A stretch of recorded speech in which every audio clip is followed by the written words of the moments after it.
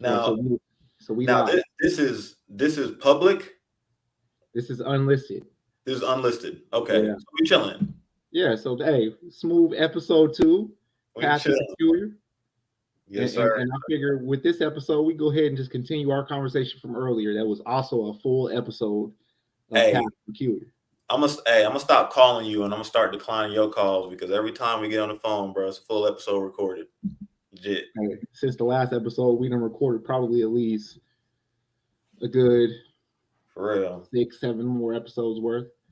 Heck So yeah. basically, we was talking earlier about well, we kind of broke it up. One, if you were uh, given $1,000 to invest, Hmm. how would you go about do it? Or if you were given 200 to $300,000, how would you go about investing that? Yeah. We kind of went back and forth talking about, how our different approaches was, and I kind of share with you how my approach is slightly transforming the tad, but it's still overall. I think we're still synced up and kind of our approach with things. You want Yeah. to kick it off and talk about if I said, "Hey, Jay Flu, Yep. I got 100 bands for you. Yep. What you gonna do with it?" Yeah. Yeah. That's tough. I love that question though. Well, I can start off by saying anybody who comes and joins this particular episode, appreciate everybody coming through, showing love for the first episode that we dropped. I mean, for me, it kind of ran it up. It was over like 100 views pretty quick, so I appreciate everybody coming through, showing love there. But as far as where I would invest, and the reason why I love this question is because I feel like it's a lot deeper. Like somebody's response is a lot deeper than just, "Hey, I would do this, I would do this." It really just kind of tells where somebody's trust is when it comes to what's going to give them the returns that they're looking for. And I'm still trying to figure this out. But if you said to me that I had $100,000 and I had to invest it somewhere, um, I likely would probably try to diversify it amongst a couple of different things.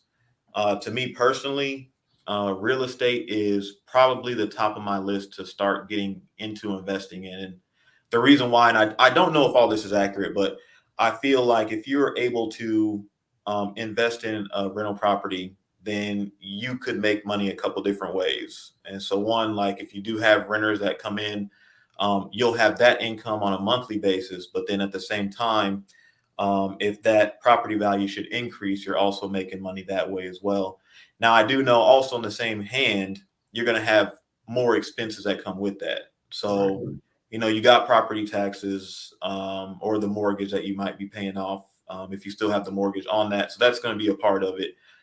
Even after you pay the house off completely, you still are going to have the property tax. That's not going to go away. So that's an expense there. And then also, if you are renting that out or Airbnb or what have you, you're going to have some type of maintenance that's going to come across at some point. And so those are some things to think about as far as expenses. But that's the number one for me. If I was to maybe split it half and half, then the rest I would likely just put into the stock market, kind of following the strategy that I have been for the last few years, just looking at companies that have that long track record of success. That's where I feel most comfortable as far as my investments. Yeah, that's real. And so So kind of same question to you though. Same yeah, question to you. So if I went ahead and said, "Hey, you got 100K and you got to invest it somewhere," what does that look like? yeah. And so before I kind of dive into my numbers, my nitty gritties. Remember, I Mhm. told you before, I am super anti debt, but I'm starting to merge into this environment where, okay, I, my risk tolerance to take on debt in order to build with wealth has slightly modified. Meaning, for me, I'm willing to take on a moderate or a low amount of debt in Mhm. order to, as long as the returns are right, right? So, Right. for instance, with this 100 grand with me, I'd buy a rental property for around 150,000, right? And so what I would take is that 50,000 or excuse me, 30,000 down, to only finance about 120. Mhm. Uh, and because I don't, even though I know the most aggressive of wealth builders, they have 100% of their capital deployed at all times. I'm not particularly comfortable with that. I like to be able to access, emergency funds uh, right away should I need them. And kind of like how you mentioned earlier, your personal finances, you have an emergency fund, I see my investments as the same way, right? So I think we agreed it there. So with that 30,000 down, so now my debt or how much I'm asking to borrow from a bank to kind of realize that that mortgage would be about 120. So for me, I see my emergency fund for that particular investment would then be 10%. So I'd say another 12,000. So 12,000. So that's what at 42,000 right there. I'm in on that property. As far as the 30,000 down or 20%, and then my 15 or 12, excuse me, as my emergency funds.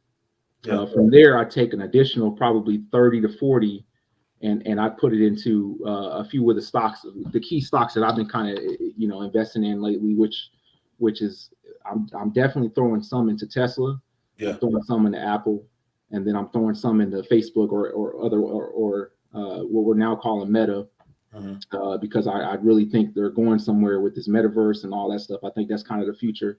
So, and then I would take probably another 10 and throw it towards 10.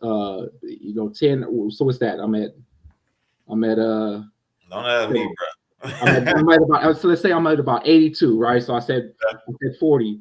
So I take the rest, the 18 or so, and I throw that into the S&P 500 index fund, right? And so some of that money is kind of doubled, right? Because Tesla, Apple, and Facebook, aka Meta, are also in S&P 500. But I would probably do it that way.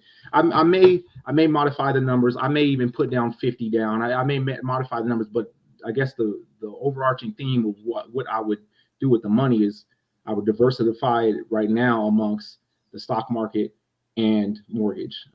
Probably no other investments at this point in time. I think that's my approach. Yeah. I feel that. Yeah, I mean, like we were talking about before, the way that I look at it, I'm not going to look at any particular investment strategy and say that that's completely wrong. Right. I'm open to learning about some different strategies that are out there that maybe I might be able to adopt and kind of launch on what I'm doing. So I can't say from my side, because I'm extremely anti-debt, and that comes more from a place of my personal experience. Where I came out of not having anything to my name at one point, and then after that, I was able to recover somewhat, but I still didn't have the understanding when it came to how to manage finances. I was still living paycheck to paycheck. So I wasn't really making any traction on trying to set myself up for my future.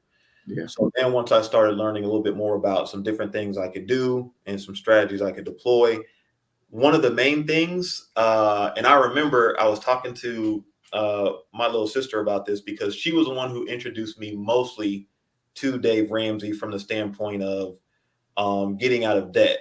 And so I was like, okay, let me go ahead and follow these baby steps. And so as I went through, I went through them strategically. I put aside money for kind of the starter emergency fund, and then I started looking at the debt that I had. A lot of it was consumer debt, credit cards, etc. When I started looking at these credit cards, there was a credit card that I had, bro, and it was, the limit of it was not even that high. I want to say it was maybe like $2,500, something like that. And at one point I had maxed it out, and I was paying the minimum. And so I was paying the minimum on that card for, I swear it was probably like 2 years or so, at least 2 years. Yeah. And so then when I wanted to try to clear everything up, because I was trying to get my credit score up, but when I was trying to clear everything, I was like, all right, let me go ahead and pay this off. And I was thinking to myself, okay, I've been paying this for at least a couple years, maybe a few years at this point. So, I mean, the balance can't really be nothing. I can knock it out real quick, right? Bro, the interest rate on that credit card had to be phenomenally high, because let's say if the maximum was 2,500 where I maxed it out, I was expecting that I could pay it off and like, $1,000, something like that. Try to knock it out. That jump was still probably somewhere around $2,000 after a couple years of paying. And in my mind, I'm thinking, okay, it's kind of knocked it down, even though I'm paying the minimum. No, all of that money was just going to the bank for nothing, bro. I was just giving in my bread. Yeah. So yeah, that's crazy. See, I think that's where you and me are probably align the most when it comes to finances, that extreme um, dislike for debt. And it's kind of weird, Jay Flu, because I'm in this weird no man's land to where I have I'm extremely when it comes to debt, I just don't like it. I'm not a fan of it. Our household is debt free. We don't Yeah. owe anybody a dollar. Yeah. But then there's this weird part where I'm like, well, cool. Well, it was something that struck a chord with me when I started realizing, well, there's only certain, based on my financial structure right now, there's only certain places that I could put a dollar and it makes sense. Yeah. And then I started doing some research into what the banks kind of do with the money that you have in your savings account, for instance. They're Yeah. taking that, they're loaning that out multiple different ways and making a return on that investment, and then giving you 0.1% or 0.01% Kicking you of back that. 0.01. Disgusting. Right. And I'm sitting there thinking like, man, that's so somebody out there got my money and got my money and it's working for me. So Yeah. how I'm now justifying um, assuming debt to build wealth is that um, for one, I was trying to create some rules, some guardrails for this, for me being able to leverage debt. And one of my guardrails that I said is that it has to be for an asset. Definitely can't be for a liability. So no cars, those sort of things, right? So it has to be an asset, and I also have to be able to bring in more revenue than the interest, if that makes sense. So yeah, for sure. if for instance, if I'm paying, if I'm paying interest on it, I have to be able my revenue or return has to be able to beat with the interest rate that they're charging me would be. And so the only thing justifiable. And another rule for me is, though it is an investment and there's that there's inherently risk associated with it, Sure. that the expense, right? So that $150,000 house that I talked about earlier. So I calculated the mortgage out for me in my situation based on interest rates that I'd be able to get is about $700 a month. So with my example, I'd need to be able to cover that out of my discretionary or disposable income, personal income, in order for me to feel comfortable engaging in that investment. And I know there are people who build wealth and they do it by leveraging debt. And they would think of my strategy as a complete ridiculous, right? Because it's a slower way of doing things. Right. But one of the things I think you and me kind of cracked a nut on earlier is that I don't think that when you have a goal of building wealth, right? There's no technically, as long as you're building some type of wealth, there's no right or wrong path. Yeah. What drives or makes something right or wrong is our individual tolerance for risk.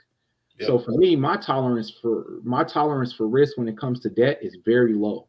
I have a low tolerance for risk. So what I could have done with that 100 that you gave me is I could have put 30,000 down on 3 different rental properties.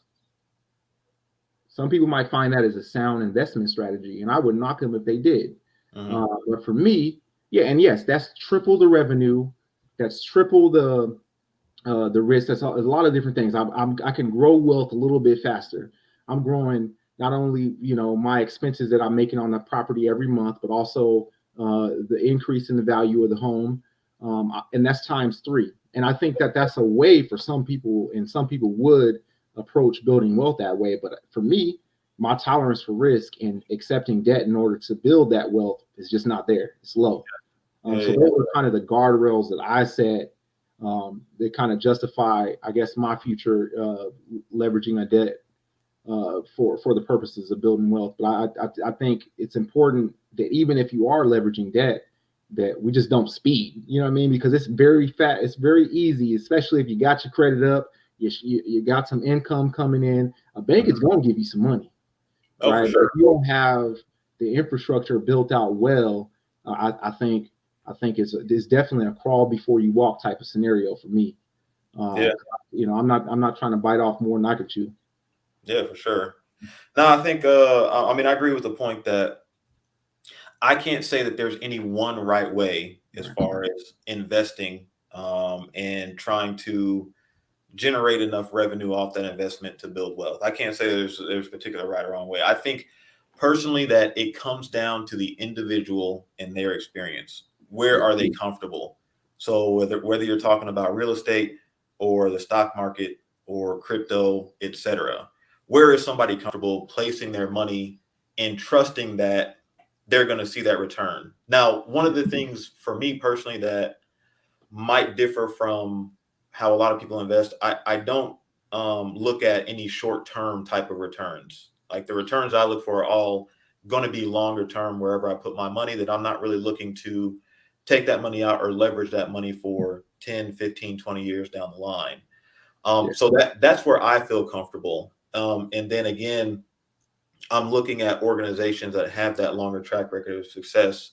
And I would say, and we're talking about investing a lot here, but I would say before you go into investing in anything, getting an understanding and getting some knowledge or just understanding some data behind, okay, why are you investing in that thing particularly? Because that's where your comfort comes from to be able to invest. Because any investments, you're assuming risk, whether that's the stock market or something that's been booming for 20 years or consistently growing, or if it's something maybe that's just launching in the past 2 to 5 years, you're assuming risk with anything. But again, I think if somebody goes in with knowledge and understanding, they look at different points to gather data to make that investment, then yeah, more power to you. Like I said, everybody has their own strategies. And so I think a lot of the comfort comes from the research and understanding the data is what you're putting your money into, and then go from there. Yeah, and I think that's real, and I think the difference with a lot of different people, and I guess how I conquer the fear of the risk that I'm going to take for an investment is one of two ways. If I could explain it, is one of my ways is one, anytime I'm making a decision when it comes to me and my family's money, it's going to be, as you mentioned, a data driven decision. So whether it's okay, I'm going to invest in a rental property. We know there's lots of historical data on the mortgage industry and kind of the benefits of it and the negatives as well. So it's not just all just smiles and Hallmark cards. So I can understand I can kind of paint a picture of what that risk is going to be. And then the second one that kind of gets me comfortable is that I'll never play with house money. I'll just put it that way, like in casino terms. So any money that's needed to provide for me and mine, I'm not using any of that money for any investment. That's for ends meet. That's keeping a roof over our head, food in our belly, and clothes on our back. Yeah, for sure. Anything after that, now it's a sliding scale of risk that I'm willing to accept depending on what the investment is, but it has to be data driven. And that's kind of one of the we've discussed cryptos quite extensively, and I think cryptos can be a very very good investment, but I just don't understand the data as much in order to kind of engage in that. And so I'm definitely, that's a shout out to anybody listening. If you are extremely smart on crypto and the inner workings on it and the theses behind some of these specific coins, and kind of your methodology and approach for investing in crypto, man, come join JFlu and I. Come join us. Yeah, for sure. I'm in the same boat with you when it comes to crypto. I've done some research, and I have crypto in my portfolio. I mean, it's a really small percentage of my portfolio. I'd say my overall net worth, crypto is probably less than 5% of what I invest in. But I do know that the returns, depending on which type of coin that you're investing in, et cetera, that the returns are extremely profitable. So yeah, if there's anybody out there who has some expertise or that's a large part of their portfolio and they understand exactly kind of the history and are comfortable in that particular sector, for sure, I'd love to learn more about that. But again, I do invest into it, but it's a very, very small portion of my portfolio.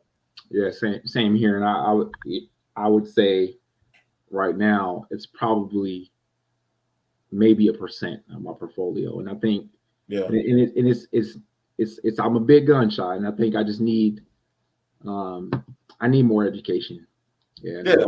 yeah, definitely when folks come But out that's there. the way you go about it. I mean, regardless of what you're going to invest in, I think that everybody has to go and kind of educate themselves about it to get that comfort to be able to go in and say, okay, I'm taking a risk here, but based on this data, I'm willing to take this risk because of X, Y, Z. So, yeah, I Yeah, mean, I think that's the best way to go about it.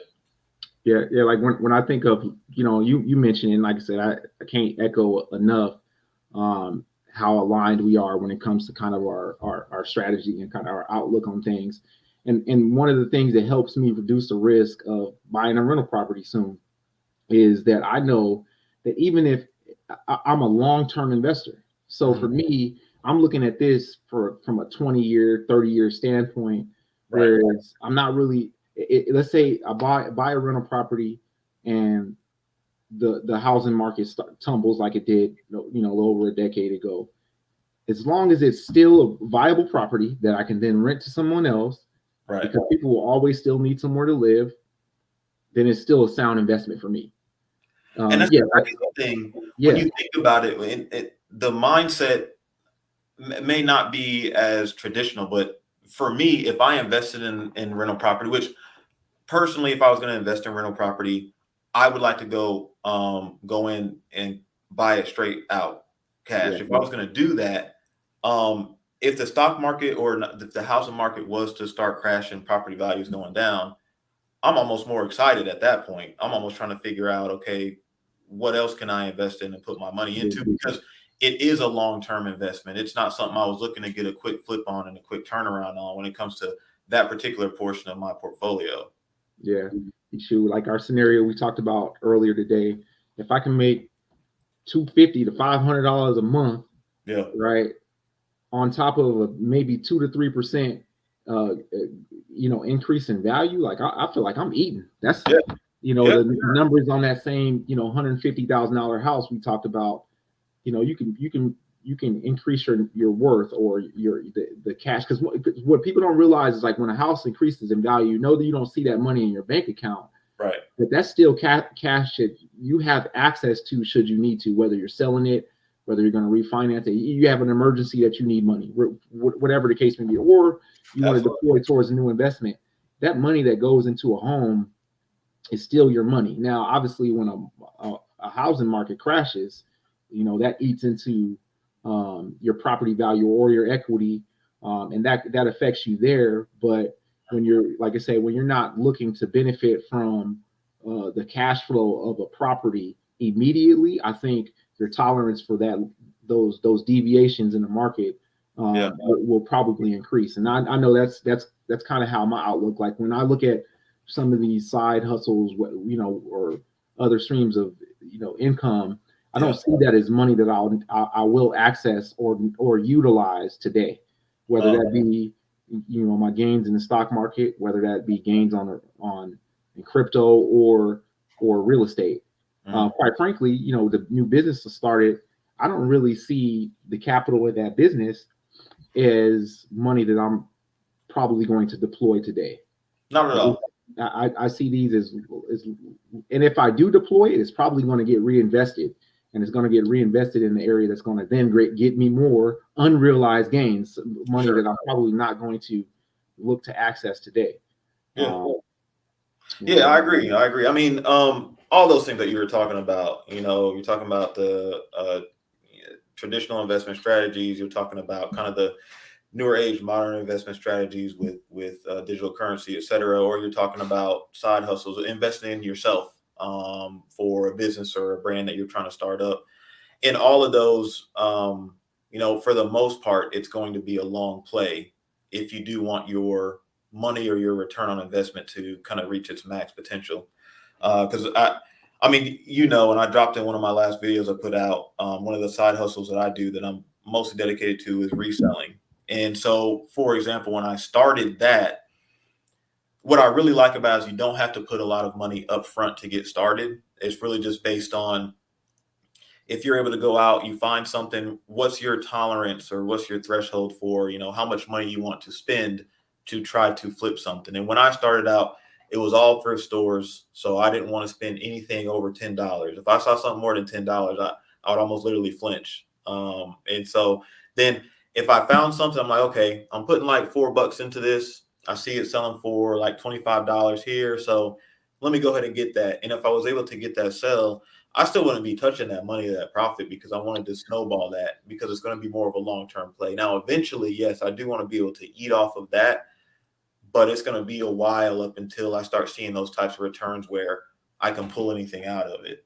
Yeah, and so what I hear a couple different things when you say that. I hear that one, your tolerance for risk when it came to your initial investment was relatively low, and Yeah. you went with the area that you were comfortable with. And then the second thing that I'm hearing is that you not only you didn't try to reap the benefits of your immediate success by turning around and going and spending that money. You reinvested that, right? So now that's off your same initial investment. You took that money, you compounded it, and you bought more inventory. You start to you let it snowball. Like, I think that approach for people may be different, whereas somebody else may come into this where, well, I'm gonna come into this with initial, $10,000, right? Their risk. I can't say that that's wrong. That's that right. Meaning, and so that's why I say there's no right or wrong, I guess, on how you approach it. Is just do like Justin did.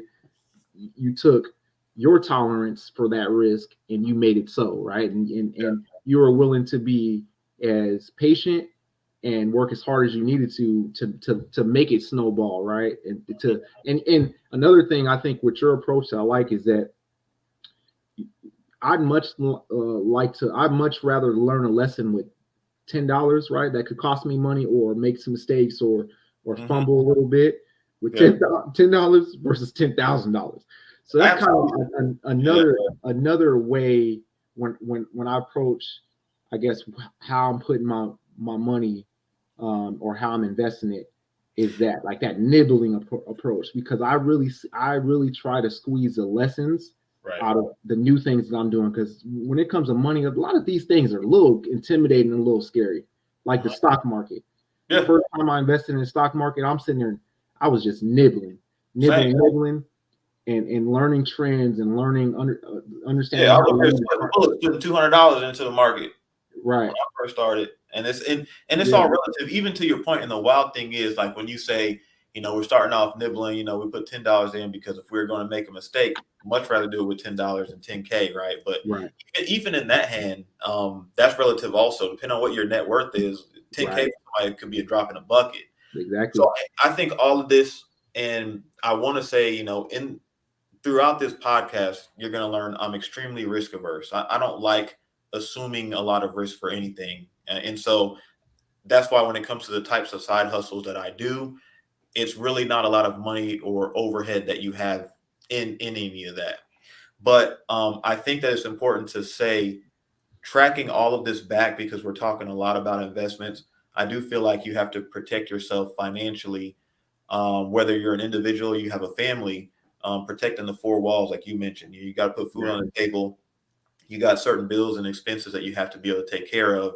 I think all those things need to take priority. And then in addition to that, for me, again, personally, when it comes to debt, I'm allergic to it. I don't endorse it.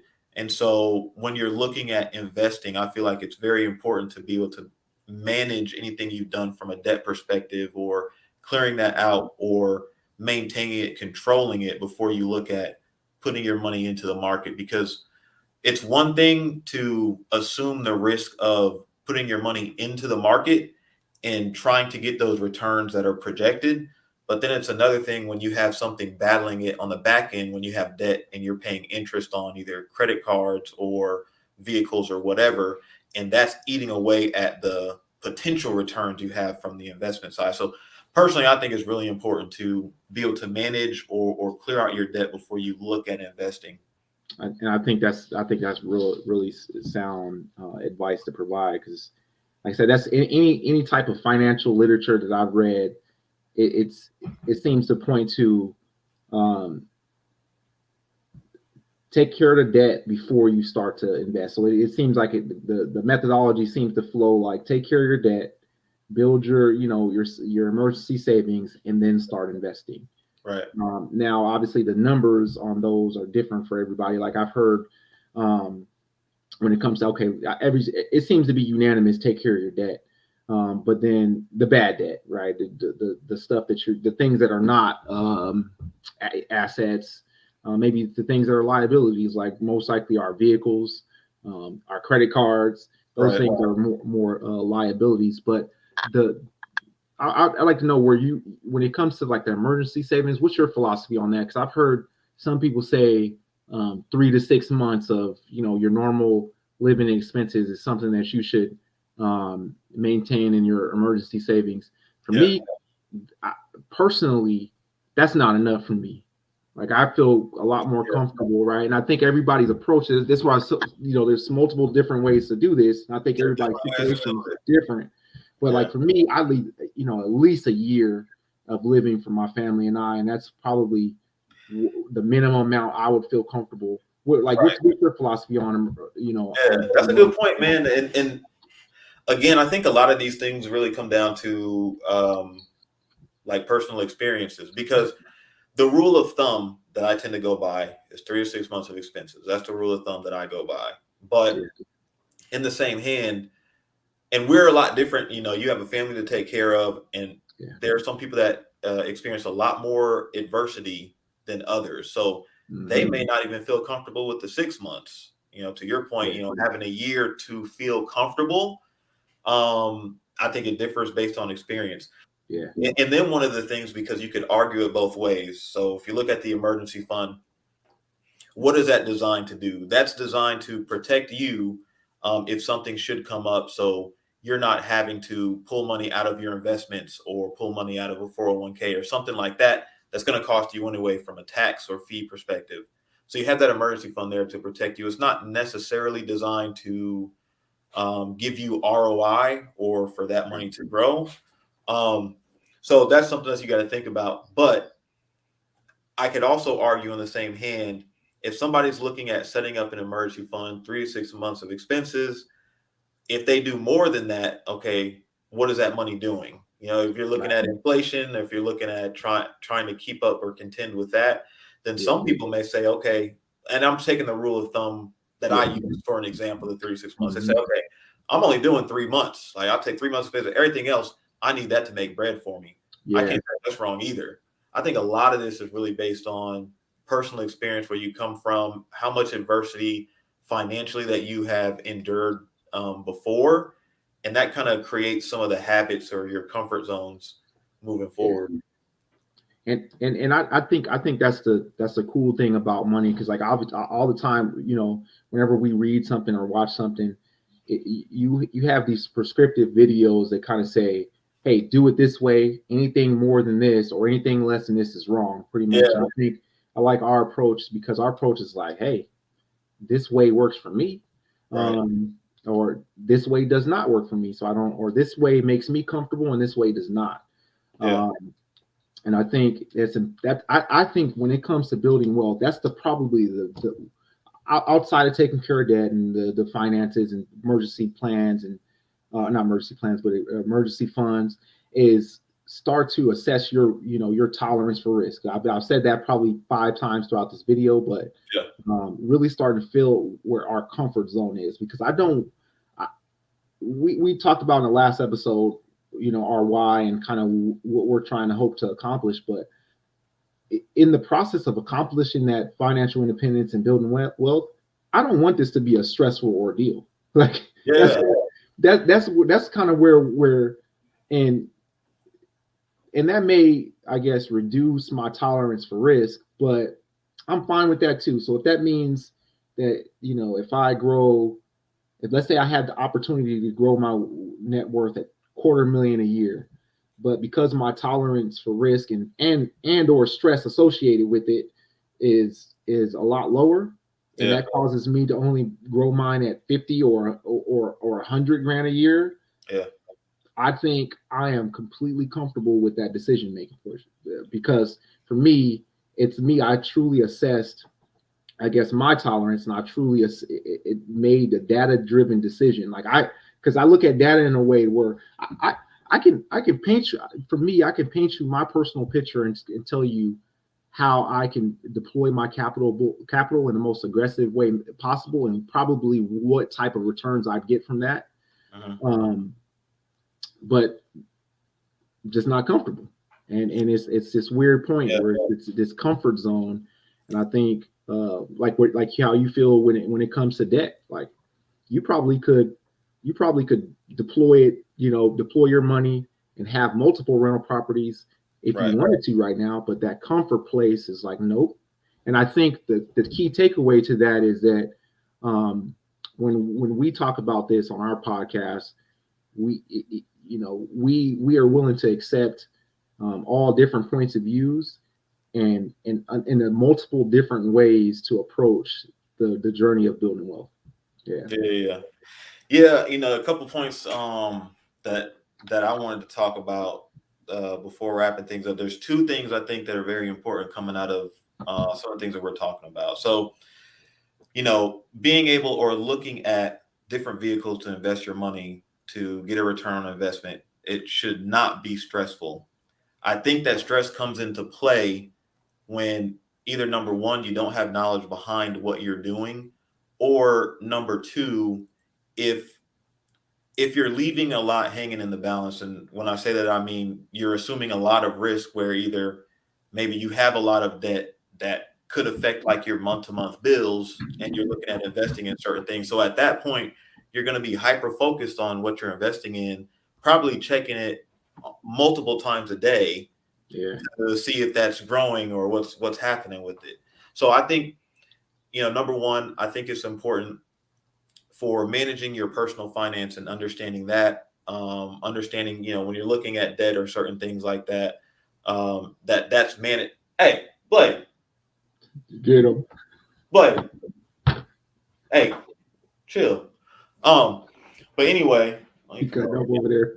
But anyway, when it comes to managing that, come here. When it comes to managing that, I think it's important that people understand or are able to have it managed or have it cleared out before they look at investing. And then the second important point I think is when it comes to knowledge, that at least go out and research and get an understanding of what you're investing in, so you can feel that comfort in doing so. And I'll bring up, I used to watch one of my favorite shows I used to watch. Don't judge me, but King of Queens. I don't know if you ever watched that show ever before. Heard of it, never watched it. All right, so Kevin James is hilarious in that show to me. But there's one episode where they're talking about so both of them. Okay, to set the tone, it's a married couple, and both of them had just gotten a raise, or they had just gotten a tax return or something. And they're like, hey, we got some extra disposable cash here. What should we do with it? And the wife said something like, oh, I talked to a guy at work and he invested in this one stock. And he said it's 4X its money or its returns. And so they're like, oh, that sounds great. Let's go ahead and put some money into that, right? They didn't have any understanding of what it they didn't have any understanding of what the stock was. And then when they started looking at it, they started checking it every day, and they started seeing that it started to go down and started to decrease. Then they're like, hey, what is this stock anyway? So they looked up what it was, and it was some internet e-commerce something or other. And they're like, okay.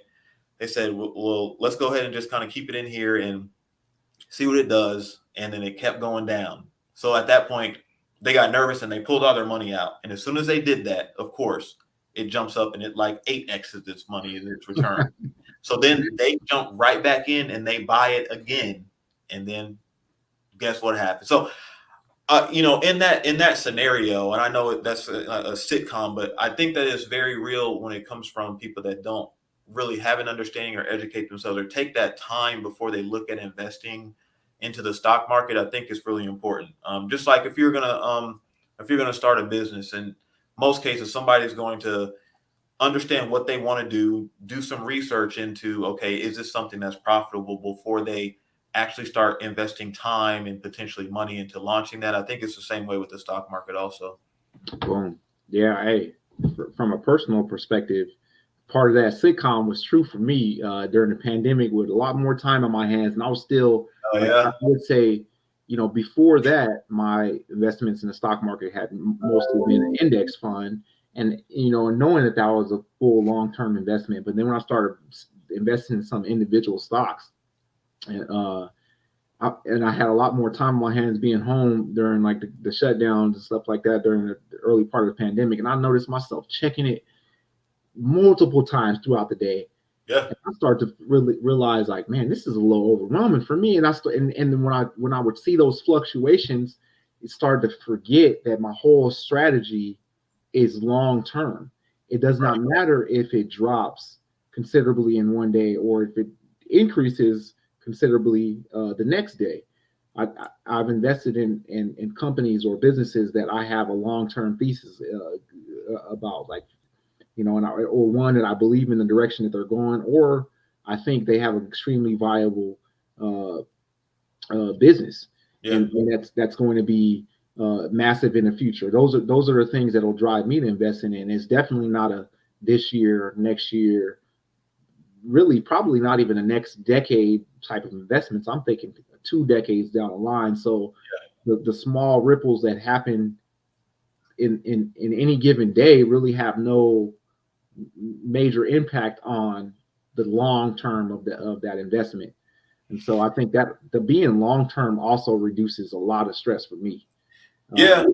gives Yeah. me I agree with that, and I mean that's where I find solace. Solace. I don't know if I'm using that word right. I think I am, but that's where I'm comfortable because.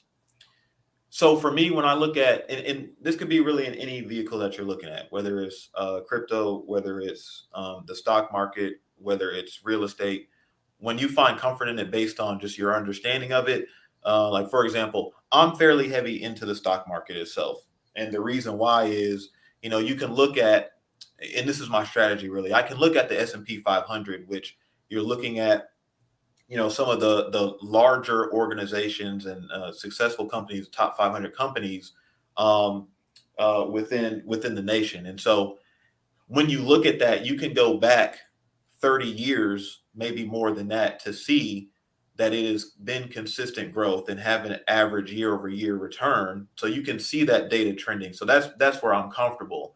And even if something was a hit, you look at Great Depression, you look at Y2K, you look at the housing market crash, you look at the pandemic, in all of those instances, the market was completely tanking. But then what happened? It came back and then it 2x'd maybe where it was before that happened. So yeah, that's where I'm comfortable, and that's why I utilize a strategy that I do. So again, I think it's important to this dude over here.